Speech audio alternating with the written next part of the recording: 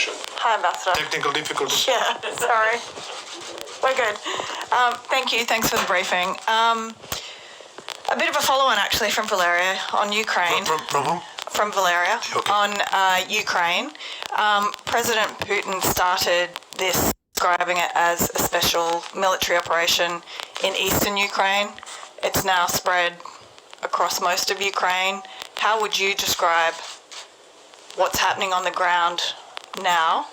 And the UN, Michelle Bachelet, has said that more than 100 civilians so far have been killed, and yet you're saying the Russian troops are not targeting civilians. How do you feel about defending the Russian military when civilians are being killed? Thank you. The Russian president didn't say it was a special military operation in Donbass. He said it was a special military operation in Ukraine. Look, we have to understand what is happening. We have to go back into history, and that doesn't start and didn't start even in 2013, 2014. The Ukrainian conflict and the situation has a long history which dates back those years. But when there was a anti-constitutional coup in Kiev in 2014, and the Ukrainian authorities started to persecute those who were not. Would you allow me just a second, because I need to answer this call, please?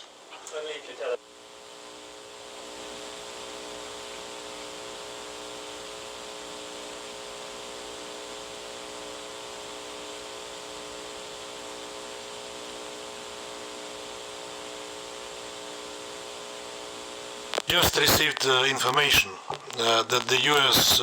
Authorities have undertaken another hostile action against the Russian mission to the United States, to the United Nations, grossly violating their commitments on the host country agreement that they undertook,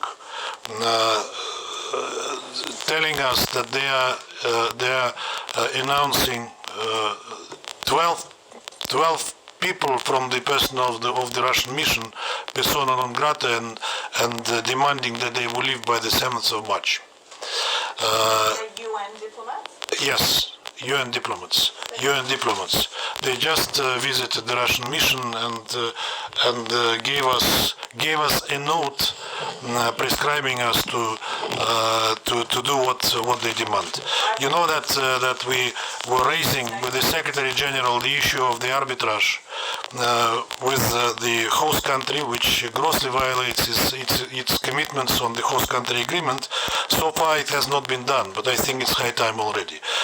This is just hot news that arrived at my attention right away. That's why I took the phone. Sorry? 12 diplomats? 12 diplomats, yes. Do you know who they are? Sorry?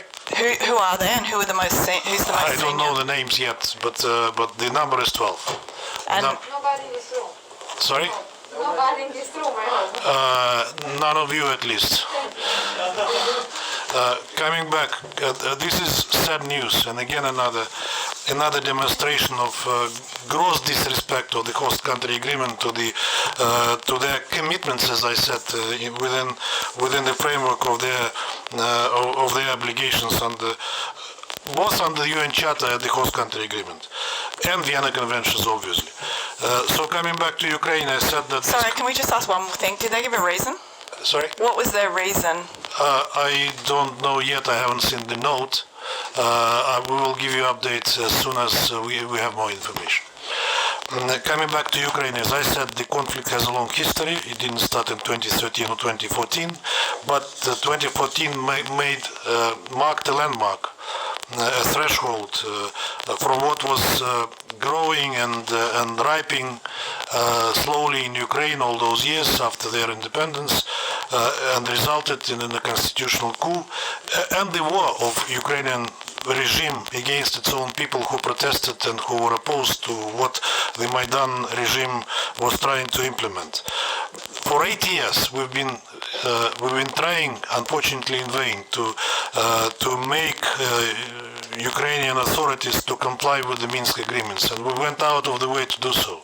But from day one, after 2015 in particular, the Ukrainian authorities opted to sabotage first, and then simply to deny and to cancel, to abandon and to cancel their commitments under the Minsk agreements. Before that, they were trying to navigate, so to say, within Minsk agreements, trying to make them the way which suited them, but then it became obvious nothing works.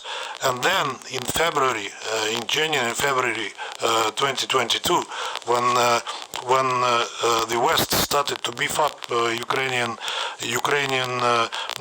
state with lethal weapons, when Ukrainian authorities amassed 120,000 servicemen at the border of the contact line with Donbass, and when they upscaled